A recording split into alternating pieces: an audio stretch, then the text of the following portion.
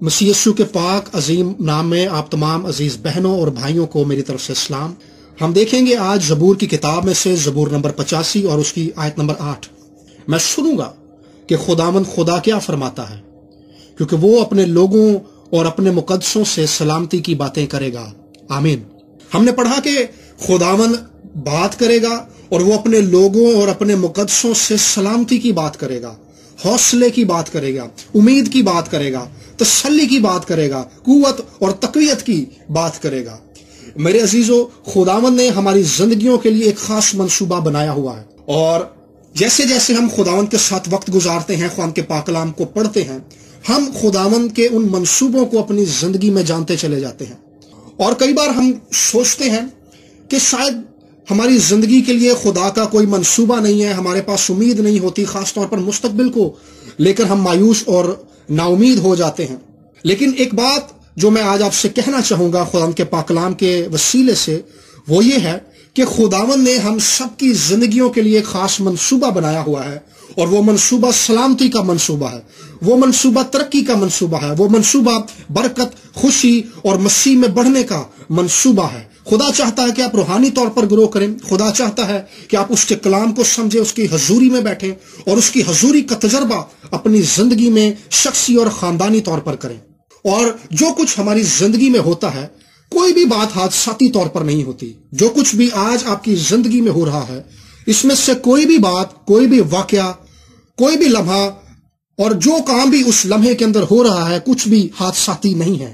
میرے عزیزو، جو کچھ بھی آج آپ کی زندگی میں ہو رہا ہے، یہ خدا کی پاک مرضی سے ہو رہا ہے۔ لیکن کئی بار سوال یہ آتا ہے ہمارے ذہن کے اندر کہ اگر اس سب کے پیچھے خدا ہے تو پھر ہماری زندگی کے اندر برے دن کیوں آتے ہیں؟ میرے عزیزو، اس زمین پر رہتے ہوئے کسی بھی انسان کے لیے جو سب سے بڑی ڈسکوری ہے، جو سب سے بڑی تلاش ہے، جو سب سے بڑی دریافت ہے، انسان نے آج زمین پر بہت ساری ایجادات اور بہت ساری دریافتیں کی ہیں، لیکن خدا کے ساتھ چلتے ہوئے ایک مسیحی کے لیے جو بڑی دریافتیں ہیں، جو بڑی ایجادات، ان میں سے ایک بڑی تلاش، ایک بڑی دریافت یہ ہے کہ کوئی بھی بندہ خدا کے ساتھ چلتے ہوئے اپنی زندگی کے لیے خدا کے منصوبے کو دریافت کر لے۔ خدا نے اس کو اس زمین پر کیوں بھیجا ہے، کیوں پیدا کیا ہے؟ اور یہ جاننا مشکل نہیں ہے۔ ہم نے ابھی زبور میں پڑھا کہ خدا فرماتا ہے، خدا بولتا ہے، خدا بتانا چاہتا ہے، خدا ہم سے سلامتی کی بات کرنا چاہتا ہے۔ آج ان وبا کے دنوں کے اندر ہر بندہ یہ سوال پوچھ رہا ہے کہ ایسا کیوں ہو رہا ہے؟ بہت سارے خدا کے خادمین نے پاک کلام میں سے اس چیز کو بیان کیا کہ خدا ان حالات کو استعمال کر رہا ہے۔ میں نے بھی اس چیز کے لیے پیغام سنایا، وبا حالات کی زبان ہے، آپ اسے بھی سن سکتے ہیں کہ یہ وبا کیوں آتی ہے۔ لیکن جس چیز کی طرف میں آج آپ کی توجہ مبذول کرانا چاہتا ہوں، وہ خاص بات یہ ہے کہ خدا کا اس وبا کے پیچھے بھی ایک خاص منصوبہ ہے۔ خدا ان حالات کے وسیلے سے بھی ہمیں کچھ سکھانا چاہتا ہے، لیکن خدا اپنی محبت کے وسیلے سے کبھی بھی دنیا کی برائی نہیں چاہتا، بلکہ خدا ہم سب کی بھلائی چاہتا ہے۔ آج میں آپ کو اس بات کے لیے ابھاروں گا کہ آج آپ شخصی طور پر آج صبح ہی خداوند کے ساتھ جب اپنی رفاقت میں بیٹھے ہیں، دعا کریں گے، پاک کلام کو پڑھیں گے، تو آج آپ خداوند کے حضور میں بیٹھ کر خداوند سے یہ کہیں گے، تو آج اپنے کلام میں سے مجھ پر یہ ظاہر کر کہ تیرا میری زندگی میں کیا منصوبہ ہے، تو نے مجھے کیوں پیدا کیا ہے، میں تیری راستے میں چلوں گا، اپنی راہوں کو مجھ پر ظاہر کر، میں اس راہ پر چلوں گا جس پر تو چاہتا ہے کہ میں چلوں۔ یہ ایک بڑا خوشبخت تجربہ ہوتا ہے کسی بھی ایماندار کے لیے۔ خدا کی ہمیشہ سے یہ خواہش رہی ہے کہ وہ اپنے منصوبوں کے اندر انسان کو شامل کرے۔ پیدائش کی کتاب کے اندر ہم دیکھتے ہیں کہ جب خدا نے سدوم اور عمورہ کو تباہ کرنا تھا، برباد کرنا تھا، تو خدا نے کہا کہ یہ کیسے ممکن ہے کہ میں اپنے بندہ ابراہم کو نہ بتاؤں؟ یعنی خدا اپنے ارادوں اور اپنے منصوبوں کو اپنے لوگوں پر ظاہر کرنا چاہتا ہے۔ خدا نے ہمیں اس دنیا میں کیوں بھیجا ہے؟ خدا ہم پر یہ ظاہر کرنا چاہتا ہے۔ خدا اپنے دل کی باتوں کو اپنے پاک کلام کے وسیلے سے ہم پر ظاہر کرنا چاہتا ہے۔ بہت سارے لوگ آج ہم سے پوچھتے ہیں، وہ کال کرتے ہیں، وہ پرسنلی جب ملتے ہیں تب بھی ایسا پوچھتے ہیں کہ بھائی میری زندگی کے لیے خدا کا کیا منصوبہ ہے؟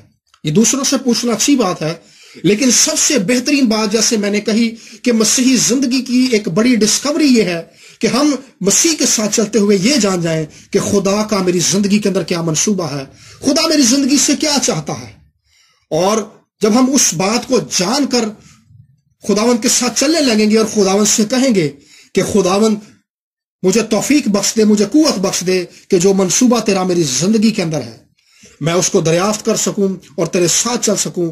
तो मेरे अजीजों, हमारी जिंदगी के अंदर एक बहार आएगी, हमारी जिंदगी के अंदर एक उम्मीद आएगी। मायूसी और नाउमीदी इसलिए आती है क्योंकि हम अपनी जिंदगी के मकसद को नहीं जानते, हम क्यों पैदा किए गए हैं हम इस बात को जानते नहीं हैं। लेकिन जैसे ही खुदा की हजूरी के वसीला से, खुदा के कलाम के वसीला से हम इस बात को जान जाते हैं और खुदा हमसे कलाम करता है, खुदा हमसे बात करता है कि बेटा मेरा तेरी जिंदगी के अंदर ये मंसूबा है, तो हमारी जिंदगी को एक सिमत मिलती है कि हमने अपनी जिंदगी के अंदर किस सिमत में आगे बढ़ना है। और जब हमारे पास जिंदगी गुजारने का एक वाज़े मकसद होता है, फिर हमारी जिंदगी बेयारो मददगार नहीं होती, फिर हमारी जिंदगी मायूस भी नहीं होती, फिर हमें ऐसा भी नहीं लगता कि हमारी जिंदगी रूटीन में आगे चल रही है। हम सुबह उठते हैं, नाश्ता करते हैं, दफ्तर चले जाते हैं, ड्यूटी पे चले जाते हैं, फिर घर आते हैं, फिर खाना खाते हैं, फिर कुछ पढ़ते हैं, दुआ करते हैं या सो जाते हैं। फिर हमारी जिंदगी रूटीन के कामों से हटकर रूटीन के कामों के अंदर हमारी जिंदगी को एक वाज़े मकसद दिखाई देने लगता है।